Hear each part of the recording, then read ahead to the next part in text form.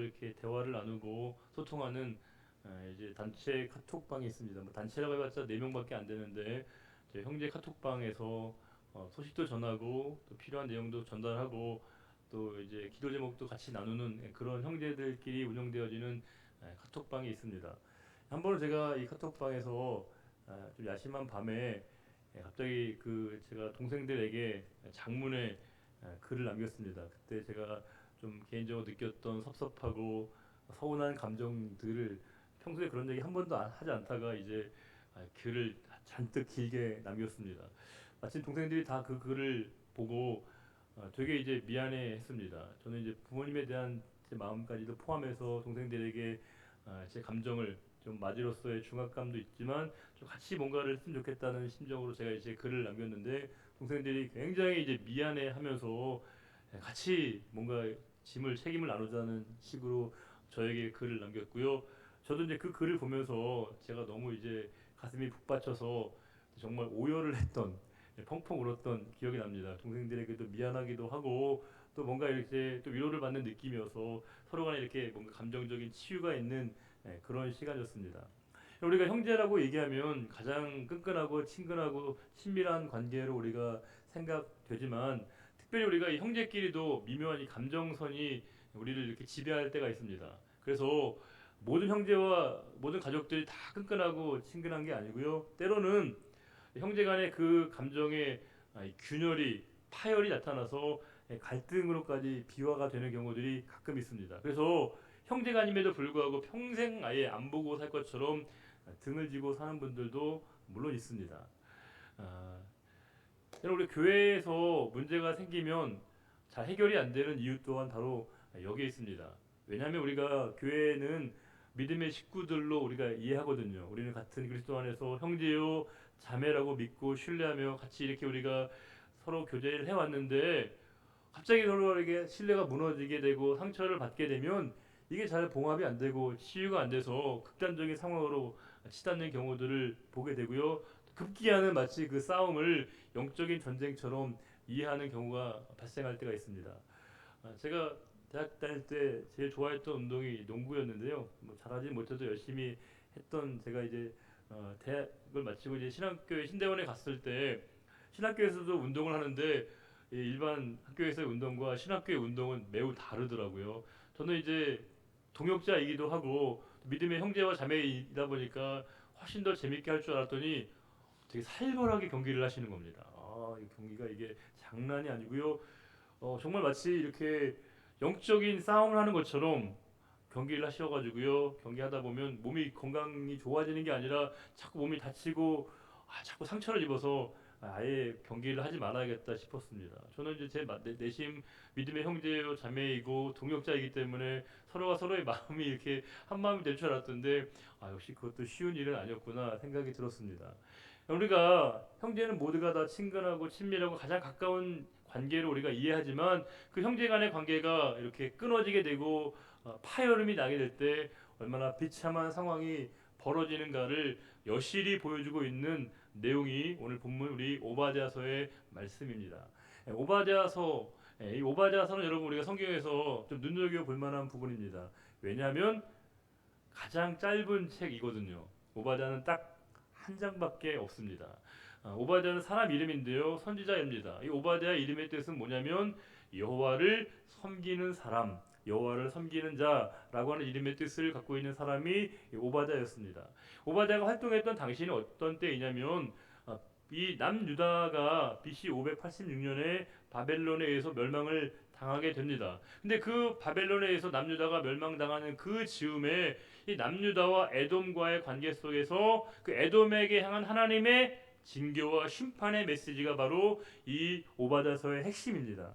쉽게 말씀드리면 이 오바댜서는 누구에게 그 말씀이 전해지고 있냐면 대상이 누구냐면 바로 이 에돔 족속입니다. 자, 그러면 우리가 에돔 족속을 이해하려면 이스라엘 약간의 역사를 좀 우리가 이해하셔야 되는데 이 에돔 족속의 조상이 누구냐면 바로 에서이고요. 남유다 유다 백성들의 조상이 누구냐면 야곱입니다. 야곱과 에서는 무슨 관계일까요? 쌍둥이 관계입니다. 형제이죠. 둘도 없는 관계일 수밖에 없습니다. 우리가 혈육이라고 하는 게 얼마나 서로를 끈끈하게 맺어주는지 다 알지 않습니까? 물론 수년 전에 벌어진 일이긴 하지만 우리가 이산가족 찾기를 방송으로 보면서 얼마나 우리가 같이 울고 같이 이렇게 기뻐했습니까? 형제는 그런 거죠. 형제는 그렇게 서로를 가깝게 찾고 서로를 가깝게 맺어주는 게 형제임에도 불구하고 이 야곱의 후손인 남유다와 에서의 후손인 에돔 족속은 그야말로 철천지 원수가 됐습니다. 그 이유는 뭐냐면 바벨론이 남유다를 공격할 때 이 에돔 족속들이 형제인 이 남유다를 돕기는커녕 오히려 그 이방의 힘에 편승해서 이 남유다를 더 이제 공격을 했고요. 심지어는 이 바벨론이 남유다를 침공할 때 방치하고 방관하고 그것을 이제 그들이 외면했기 때문에 하나님의 준엄한 심판을 이 오바다를 통해서 에돔 족속에게 가해지고 있는 내용이 오늘 본문의 말씀입니다. 오늘 본문의 내용은 바로 너는 누구를 가리키냐면 바로 에돔 족속을 가리키는데 에돔 족속에 하나님이 이렇게 10절에 말씀을 주고 계십니다. 10절을 같이 한번 읽어보겠습니다. 내가 내 형제 야곱에게 행한 포악으로 말미암아 부끄러움을 당하고 영원히 멸절되리라. 이 포악이란 말이 하마스라고 하는 단어인데 힘을 가진 자가 힘을 없는 자를 괴롭히는 것을 이야기합니다. 그를 강압할 뿐만이 아니라 그에게 모든 재산을 강탈하는 능욕하는 일들을 했다는 겁니다. 형제인데 가족인데 몹쓸 짓을 이 에돔 족속들이 형제인 야곱에게 했다라고 말씀하고 있습니다. 그들의 그 행위에 대해서 하나님이 준엄한 책임을 물으시는데 뭐라고 말씀하시냐면 너희들이 부끄러움을 당하고 영원히 멸절될 것이다. 여기서 부끄러움을 당하고 멸절된다는 말을 한마디로 얘기하면 하나님의 심판입니다. 그들이 하나님의 심판을 받는다는 겁니다. 하나님의 심판의 내용은 뭐냐면요. 그들이 부끄러움을 당하는 것이고 수치를 당한다고 말씀하고 있습니다. 성경에 보시게 되면 우리가 불의하고 죄와 악에 대해서 하나님이 내리시는 심판의 결과가 뭐냐? 부끄러운 일을 당한다는 겁니다. 수치를 당한다는 겁니다. 이사야서 45장 16절에 이런 말씀이 있습니다. 우상을 만드는 자는 부끄러움을 당하며 욕을 받아 다 함께 수욕 중에 들어갈 곳이로되. 에스겔서 36장 7절의 말씀은 그러므로 주 여호와께서 이같이 말씀하시기를 내가 맹세하였은즉 너희 사방에 있는 이방인들이 자기의 수치를 반드시 당하리라. 다니엘서 12장 2절 말씀을 같이 한번 읽어보도록 하겠습니다. 땅의 티끌 가운데에서 자는 자 중에서 많은 사람이 깨어나 영생을 받는 자도 있겠고 수치를 당하여서 영원히 부끄러움을 당할 자도 있을 것이며. 여기서 이제 영생을 받는 자와 부끄러움을 당한다 할 때 이 부끄러움을 당한다는 건 뭐겠어요? 하나님의 심판을 얘기하는 것이죠. 심판의 결과가 뭐냐? 그가 부끄러움을 수치를 당하게 된다고 얘기하고 있습니다. 부끄러운 일을 당한다는 것, 수치를 당한다는 건 하나님의 진노와 하나님의 심판의 결과입니다. 그런데 더 심각한 하나님의 심판이 있습니다. 그것은 뭐냐면 우리가 아예 부끄러움을 못 느끼게 되는 겁니다. 수치를 못 느끼게 되는 겁니다. 후한무치하게 되는 것이죠. 죄와 악을 깨닫고 의식하지 못하게 되고요. 거기에 대해서 망각하게 되는 것, 무뎌지게 되는 것, 이게 바로 하나님의 심판이라고 하는 겁니다. 우리는 죄와 악에 대해서 그렇게 민감해하지 못합니다. 특별히 이 시대는 우리에게 죄책감과 죄의식을 점점점 덜어버리거든요. 우리에게 죄책감과 죄의식의 자리에 수치심으로 대체할 때가 있습니다. 그러나 성경 우리에게 분명한 죄와 악을 깨닫게 하고 알게 하시고 우리에게 그것을 분별하게 하신다는 겁니다. 우리가 우리의 지각을 가지고는 우리가 죄성이 있다는 걸 사실 깨닫지 못합니다. 우리가 죄인이라는 걸 인정하지도 않아요. 언제 우리가 내가 진정한 죄인이라고 하는 것을, 죄성을 우리가 받아들이고 인정하냐면 그분 앞에 섰을 때, 그분 앞에 나아갔을 때, 그분에게 가까이 갔을 때만이 우리가 우리 자신의 실존의 상황들을 받아들이고 인정하게 된다는 겁니다. 제가 자주 이제 청소의 비유로 여러분들에게 말씀을 드리는데, 여러분 집에서 청소해 보신 분들 다 아실 거예요. 여러분들 지금 이 표정이 다 또 청소할 때 그렇게 마스크 쓰고 다 하시잖아요. 청소하실 때 보면 청소를 막 열심히 쓸고 닦고 깨끗이 자그랬습니다. 너무 기분이 좋아서 여러분 이제 와 너무 기분 좋은 마음으로 딱 커튼을 걷자마자 이내 우리가 실망을 하죠. 왜요? 정말 이렇게 열심히 닦고 쓸고 해서 정말 모든 게 다 깨끗한 줄 알았더니 다 햇빛이 비치는 순간에 뭐가 드러납니까? 온갖 먼지가 다 드러나게 되고요. 이 정말 더러운 오물들이 다 눈에 보이게 되거든요. 그 전까지는 안 보였는데 보이는 단 한 가지 이유는 뭘까요? 빛입니다. 성경은 하나님을 무엇이라고 정의하냐면 하나님은 빛이라고 얘기하십니다. 그분이 우리에게 비춰지게 될 때, 그분이 우리를 조명하시게 될 때 우리가 우리 자신을 비로소 알게 되고 깨닫게 된다는 겁니다. 내가 죄인이며 내가 용서받을 수 없는 하나님 앞에 처참한 상태에 있다는 걸 내가 받아들이고 인정해야 되는데 우리가 그것을 놓치게 만들고요, 망각하게 만드는 건 하나님의 가장 큰 심판을 받고 있다라고 하는 겁니다. 지금 이 에돔 족속은 그들이 수치스러움을 당한다는 겁니다. 그들이 부끄러운 일을 당한다는 겁니다. 그 이유는 뭐냐면 크게 두 가지입니다. 하나는 뭐냐면 그들이 그 형제가 그 유다 남유다인 그 같이 형제들이 바벨론에서 공격을 받을 때 그들이 이방의 힘에 합세해서 공모해서 오히려 형제들을 더 곤경에 빠뜨렸다라고 하는 큰 죄악이 있고, 또 한 가지 죄는 뭐냐면 바벨론이 형제를 공격하고 있을 때 외면하고 방치했다는 겁니다. 하나는 직접 참여해서 형제를 괴롭힌 것이고, 또 하나는 뭐예요? 이제 방치하고 방관했다는 겁니다. 전자의 죄는 뭘까요? 직접적으로 형제에게 위해를 가하는 것이죠. 후자의 죄는 뭘까요? 간접적으로 형제에게 위해를 가하는 겁니다. 앞의 전자는 보다도 분명하고 확실하게 드러나는 죄이지만 후자의 죄는 좀 은밀하게 드러나진 않습니다. 하나님은 이 두 가지 모든 죄에 대해서 하나님이 분명하게 그들에게 책임을 물으신다라고 말씀하고 있습니다.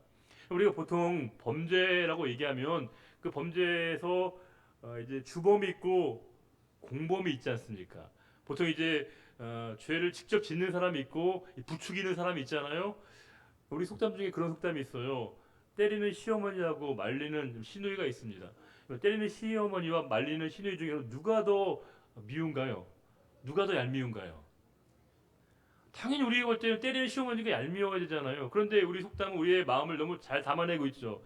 때리는 시어머니보다 말리는 시누이가 훨씬 밉다는 겁니다. 이유가 뭘까요? 이 말리는 게 신용만 하고 있거든요. 실제로 말리기보다는 어찌 보면 이 관계를 더 악화시키고 있기 때문에 말리는 시어머니, 말리는 이 시누이가 더 밉게 여겨진다고 하는 겁니다. 지금 이 딱 에돔 족속의 행태가 그랬다는 거예요. 그들이 지금 형제가 고통을 당하고 고난을 당하는데 합세해서 그 형제를 더 고통에 빠뜨릴 뿐만이 아니라 그 형제가 고통을 당하는 것을 아예 외면하고 방치했던 그 행위에 대해서 하나님이 아주 막중하게 책임을 물으신다는 겁니다. 아까 읽었던 말씀, 본문의 말씀 가운데 11절 말씀을 같이 한번 읽어보겠습니다. 내가 멀리 섰던 날 곧 이방인이 그의 재물을 빼앗아 가며 외국인이 그의 성문에 들어가서 예루살렘을 얻기 위하여 제비 뽑던 날에 너도 뭐예요? 너도 똑같아.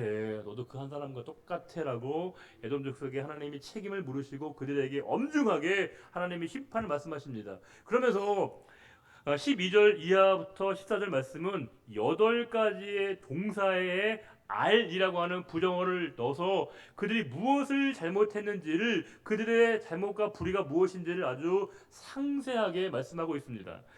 제가 한번 이 원문에 가깝게 한번 제가 번역해서 12절부터 14절 이 8가지의 그들의 잘못을 제가 다시 한번 번역해서 읽어보겠습니다.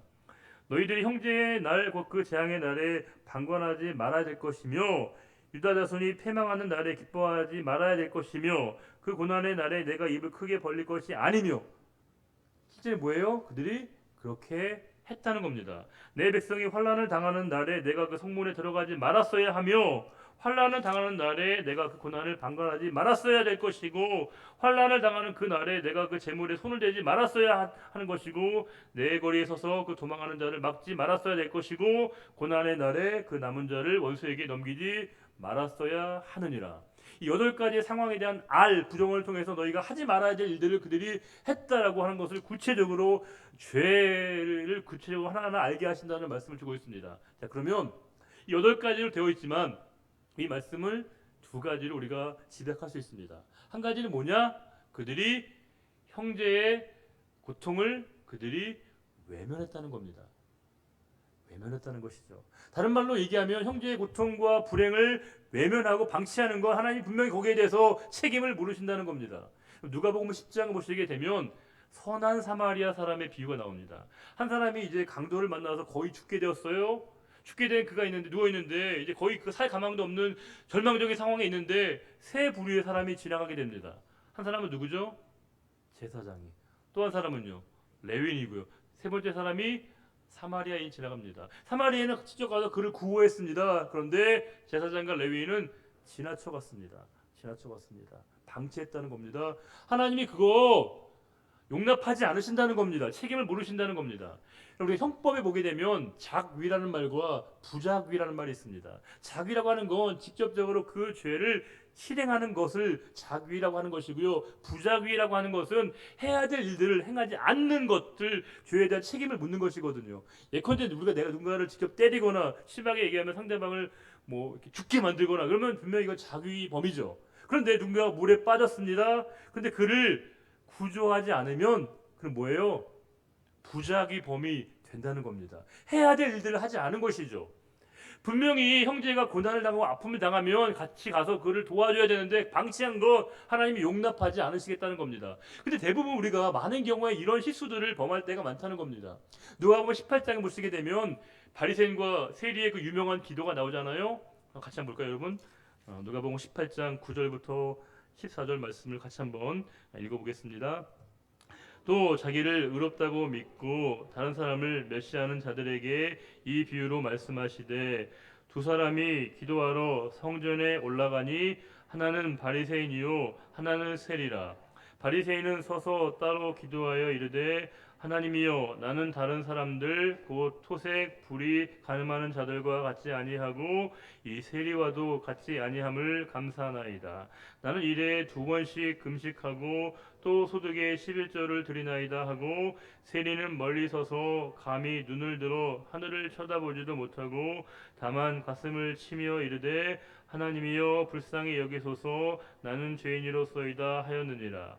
내가 너희에게 이르노니 이에 저 바리새인이 아니고 이 사람이 의롭다 하심을 받고 그의 집으로 내려갔느니라. 무릇 자기를 높이는 자는 낮아지고 자기를 낮추는 자는 높아지리라 하시니라. 바리새인과 세리의 기도인데 바리새인이 잘못한 게 뭘까요? 그 하나님 앞에 책임을 물어야 될 부분이 있다면 뭘까요? 그런 다른 이들을 별로 고려하지 않았다는 겁니다. 세리의 형편과 상황을 그는 같이 옆에서 기도하고 있는 자의 상황을 그가 전혀 관심을 갖고 있지 않았다는 겁니다. 우리가 누군가의 아픔과 상처에 대해서 우리가 공감하지 못한다는 것, 이 공감 능력의 결여와 결핍과 부족에 대해서 하나님이 그것을 작은 것으로 보지 않으신다는 겁니다. 이 에돔 족속이 하나님 앞에 책임을 물어야 될 건 바로 그것이었습니다. 형제가 어려움을 당하고 있는데 고난을 당하고 있는데 그것을 외면하고 방치하는 거 하나님이 그것을 굉장히 예민하게 보신다는 겁니다. 고르반이라는 단어가 있습니다. 하나님께 드려야 될 것을 드림으로 말미암아 부모에게 해야 될 책임이 면제되어지지 않는다는 겁니다. 하나님께 드릴 것을 드림으로 말미암아 부모와 형제에게 하는 것이 면제되는 것이 아니라는 거죠. 하나님은 우리에게 뭐라고 말씀하시냐면 내가 하나님 앞에 제물을 드리러 왔습니다. 제사 드리러 왔는데 제물 드리러 왔다가 형제와 다툰 일이 생각이 나면 어떻게 하라고요? 돌아가서 그에게 먼저 화해하고 오라고 말씀하고 있습니다. 이 순서가 굉장히 중요한 겁니다. 하나님은 형제를 외면하게 되어지는 것은 하나님을 무시하는 것이라고 우리에게 그 책임을 물으신다는 겁니다. 예전에 김정철 님이 쓰신 이웃이 없는 고독한 교회라고 하는 책을 제가 이제 무겁게 읽었는데 그 책에 보면 그런 내용이 나옵니다. 교회가 이웃을 별로 고려하지 않는 것 같은 모습으로. 그런데 교회가 높은 장벽을 담을 쌓아서 이웃과 별로 소통하지 않고 예배 시간에 누가 뭐라든 큰 소리, 소음에 가까운 소리로 예배를 드리고 징을 치고 북을 치게 되고 담을 막아서 이웃이 주차도 못하게 하는 그 교회야말로 이웃이 없는 고독한 교회라고 이야기해 주고 있습니다. 우리가 누군가의 아픔과 고통이 있을 때 그것에 우리가 함께 참여하지 못하는 것은 하나님 우리에게 오늘 말씀을 통해서 굉장히 우리에게 물으시는 심각한 우리의 죄라고 하는 겁니다. 우리가 가끔 그럴 때가 있어요. 누군가 고통을 당하고 힘들고 불행한 일을 당할 때 우리가 쉽게 이렇게 얘기할 때가 있습니다. 하나님의 심판이라고. 하나님의 심판의 공식을 우리가 도입할 때가 많은데 누군가 아파서 고통당할 때 그것의 고통에 대해서 우리가 같이 아픔을 같이 겪어내지 못하는 것은 이 에돔 족속에 향하신 그 하나님의 진노의 메시지가 여전히 우리에게도 여전히 유효하다는 것을 우리에게 분명히 말씀하고 있습니다. 형제가 아파하고 고통당하고 있을 때 그것을 외면하지 말고 간과하지 말라고 우리에게 분명히 역설적으로 말씀을 주고 있다는 겁니다. 또 한 가지의 그 에돔 족속의 죄는 뭐냐? 형제의 아픔과 불행을 역설적으로 기뻐하고 있다는 겁니다. 누군가가 힘들어하는 걸 먹으면서 묘하게 기뻐하고 있다는 거죠. 이 말씀은 되게 우리에게 뼈아픈 지적입니다. 왜냐하면 마치 우리의 속 마음을 들킨 것 같은 생각이 들 때가 있거든요. 우리는 누군가의 불행을 보면서 묘하게 카타르시스를 느끼는 악한 심성이 여전히 우리에게 있다라고 하는 겁니다. 우리가 형제가 잘 되면 우리가 질투하고 배 아파하는 반면에 형제가 뭔가 잘못되고 어려워한다는 얘기를 들으면 묘하게 그 마음 가운데 이렇게 위로를 안도감을 느끼는 이 악한 본성이 있다는 거죠. 우리는 서로 모여 있을 때요, 누군가를 칭찬하는 얘기를 하면 되게 어색해져요. 얘기가 잘 안 됩니다. 그런데 우리가 뒷담화를 하면요, 눈이 밝아집니다. 귀가 밝아지고 서로가 다 이 대화가 풍성해진다는 겁니다. 저는 오늘날의 이 뒷담화야말로 현대적인 의미의 선악과가 아닌가 싶습니다. 아담과 하와가 선악과를 먹을 때 눈이 밝아졌거든요. 우리가 이 뒷담화를 하면요, 눈이 밝아진다는 겁니다. 귀가 밝아진다는 겁니다. 그런데 오늘 말씀 뭐예요? 우리에게 형제의 아픔과 고통에 대해서 그것을 기뻐하지 말라고 우리에게 분명하게 말씀을 주고 있습니다. 되게 우리가 동창회 가면요, 우리가 같은 시대를 겪어왔던 친구들 만나면 위로받고 오는 게 아니라 속상해 온다는 분들이 많아요. 자기 지잘난 맛을 막 자랑하다 보면 뭐야 내가 이런 박탈감을 느끼게 된다는 거예요. 제가 얼마 전에 저희 친구 목회자 목사인 친구랑 통화했는데 이 친구도 그런 얘기를 하더라고요. 목사님들도 예외는 아닌가 봐요. 모이면 여러 상황들을 좀 이렇게 자랑삼아 하다 보면 그렇지 못한 형편과 교회의 목사님들은 더 거기에 이렇게 박탈감을 느끼게 되고 묘한 질투심을 느낀다라고 얘기하십니다. 저는 이 상황을 보면서 이렇게 좀 무거운 마음이 들었는데, 우리가 구원받은 백성이라고 한다면, 하나님의 우리가 자녀로 하나님의 뜻 가운데 살아간다고 한다면, 우리가 누군가의 아픔을 진심으로 우리가 공감할 수 있어야 하는 것이고, 누군가 우리가 기쁜 일을 만났을 때 진심으로 우리가 기뻐해 줄 수 있는 것, 그것이 우리가 바로 구원받음에 대한 가장 확실한 증거 아니겠습니까? 목회를 하고 교회를 섬기면서 이러한 상황들을 많이 느끼게 됩니다. 어떤 분들이 너무 힘들고 어려운 상황을 만나게 되면 진짜 우리의 문제처럼, 제 자신의 문제처럼 가슴 아파하게 되고요, 기도하게 될 뿐더러 또 누군가가 좋은 일을 만나고 축하할 일을 만나면 내일처럼 기뻐하는 마음이 생겨나게 된다는 겁니다. 최근에 우리 성도님의 아이가 어렵고 힘든 시험 몇 년을 힘들었는데 잘 통과해서 이제 합격 소식을 들었습니다. 제가 직접 같이 통화를 했는데 이 아이가 이제 울먹이면서 재활을 못하는 거예요. 얼마나 본인이 감격스러우면 그렇겠습니까? 저도 마찬가지로 눈물이 나면서 얘기를 잘 못 나누겠더라고요. 저의 그 아이의 가족만의 기쁨이 아니라 우리 모두의 다 기쁨이고 우리 모두의 다 기도의 응답 아니겠습니까? 하나님이 우리와 함께 계시고 우리가 하나님의 백성이 되고 하나님의 구원받은 백성으로 살아간다는 건 바로 이와 같이 누군가의 아픔을 진심 어린 마음으로 공감해 줄 줄 아는 것이고, 형제의 기쁨에 대해서 함께 기뻐할 수 있을 때 진정한 우리의 삶에 구원받은 자의 모습이 드러나게 된다는 겁니다. 그런데 아쉽게도 에돔 족속은 형제였던 이 남유다 백성들이 멸망해 가는 것을 보면서 쾌재를 불렀다는 겁니다. 근데 하나님이 그것을 방치하지 않으시고 그들에게 준엄한 책임을 물으신다라고 말씀하고 있습니다. 15절 말씀 읽어볼까요? 여호와께서 만국을 벌할 날이 가까웠나니 내가 행한 대로 너도 받을 것인즉 내가 행한 것이 내 머리로 돌아갈 것이라. 쉽게 얘기하면 뭡니까? 그들에게 심판의 날, 벌을 받을 날이 가까이 왔다는 겁니다. 그러면서 하나님이 뭐라고 하시냐면 너 행한 대로 받을 거야. 내가 행한 대로 내 머리 위에 돌아갈 거야 말씀하십니다. 우리 다른 말로 얘기하면 뿌린 대로 거둔다는 말씀을 주고 있습니다. 우리의 모든 삶에 우리가 행한 대로 거기에 대한 이 결과를 받는다는 겁니다. 우리가 행한 대로 받는 것, 뿌린 대로 거둔다는 게 하나님이 우리에게 주시는 창조의 질서라고 하는 겁니다. 이 말씀은 우리에게 되게 두려운 말씀이기도 합니다. 우리가 행한 것을 하나님이 다 기억하시고 거기에 상응하는 하나님 책임도 물으신다는 거죠. 그런데 저는 이 말씀을 우리 하나님 겁박하는 말씀으로 여겨지지 않습니다. 도리어 저는 이 말씀이 우리에게 축복의 말씀으로 들려지게 된다는 거죠. 왜냐하면 성도에게 성도에게 이 행복이 뭘까요? 성도에게 행복과 축복이라고 하는 것은 내가 행한 대로 받는 것입니다.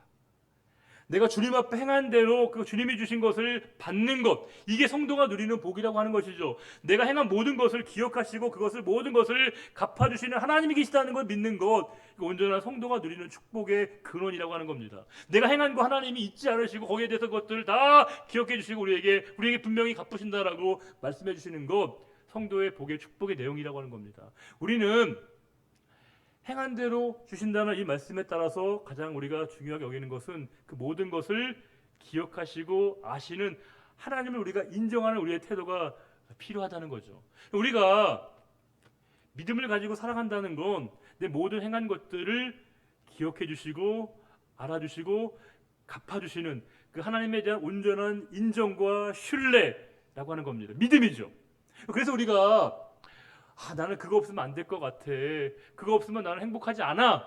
라고 생각하는 우리의 이 마음에 대해서 그것을 내려놓을 수 있으면 그걸 용기라고 우리가 얘기할 수 있는데, 용기보다 더 중요한 큰 힘은 뭐냐? 우리에게 믿음이라고 하는 겁니다. 믿음이 있을 때 우리가 생각하는 그 마음, 우리가 집착하고 있는 것들을 내려놓을 수 있는 그 용기를 우리가 갖게 된다는 것이죠.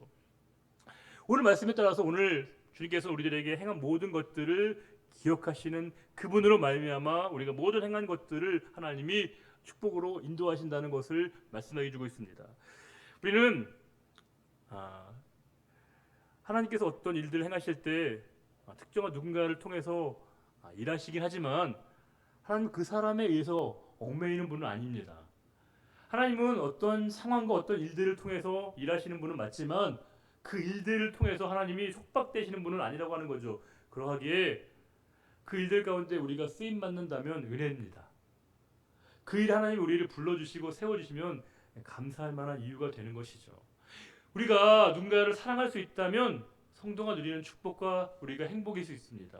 우리가 누군가를 사랑할 수 있다면, 사랑받을 수 있다면 성도가 누리는 축복과 은혜가 바로 여기 있습니다. 그래서 우리가 누군가를 사랑할 수 있을 때 더욱 힘써 사랑할 수 있는 것, 성도가 누리는 축복이자 행복이라고 하는 겁니다. 우리가 누군가를 섬길 수 있을 때 더 우리가 마음껏 우리가 그를 섬길 수 있다라고 한다면 그 모든 것을 알아주시고 기억하시는 하나님 앞에 우리가 받는 성도의 받을 축복과 행복의 본질이라고 하는 겁니다.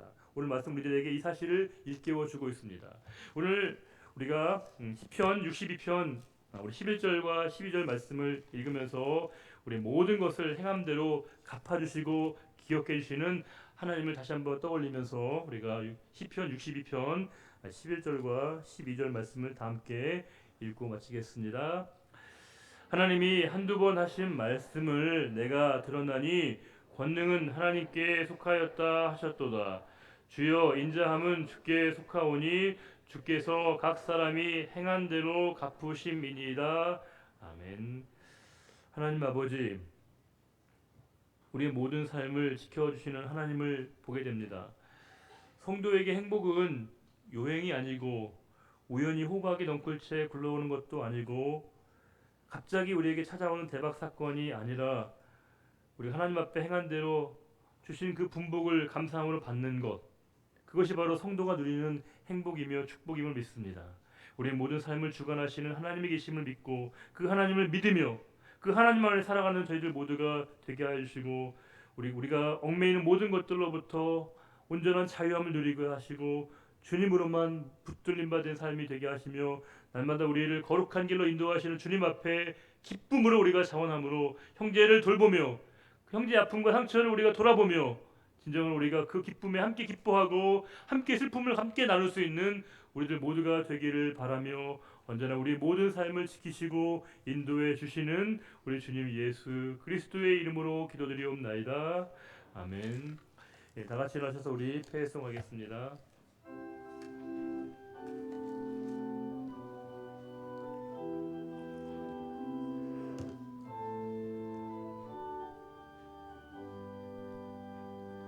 주 하나님 그 선하신 찬양해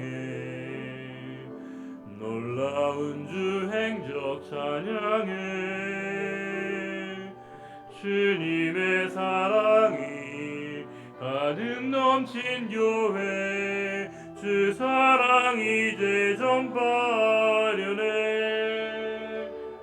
우리에게 주어진 소명대로 우리 사랑 널리 전하자. 주 비춰주시는 그 빛을 따라서 어디든지 주와 가리라. 주와 함께 가리라. 아굴 골짜기도 주의 복 들고 가리라. 주와 함께 가리라. 주님 주신 믿음은 어디든 가리라. 주의 약속 믿으며 순종하며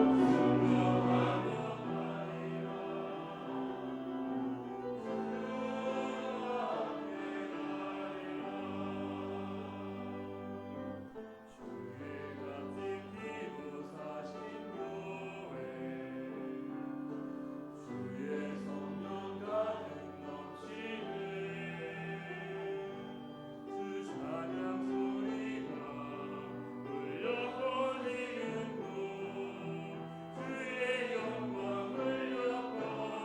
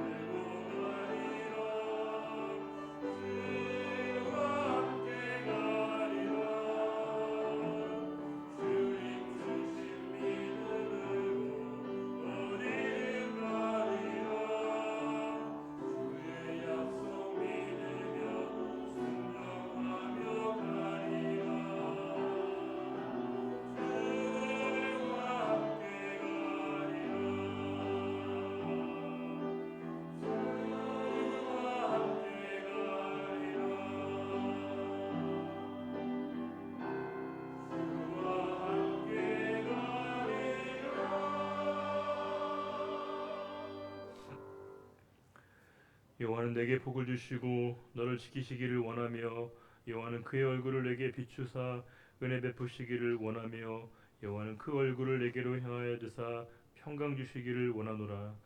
이제는 우리 주 예수 그리스도의 은혜와 하나님 아버지의 크고 놀라우신 사랑과 성령의 인도교통 내주 충만케 하심이 주의 말씀을 따라 형제의 아픔과 고통과 상처를 보듬으며 함께 기뻐하기로 다짐하는 우리의 거룩한 결단과 그 믿음의 고백 위에 이제로부터 영원히 함께하여 주시기를 간절히 축원하옵나이다. 아멘.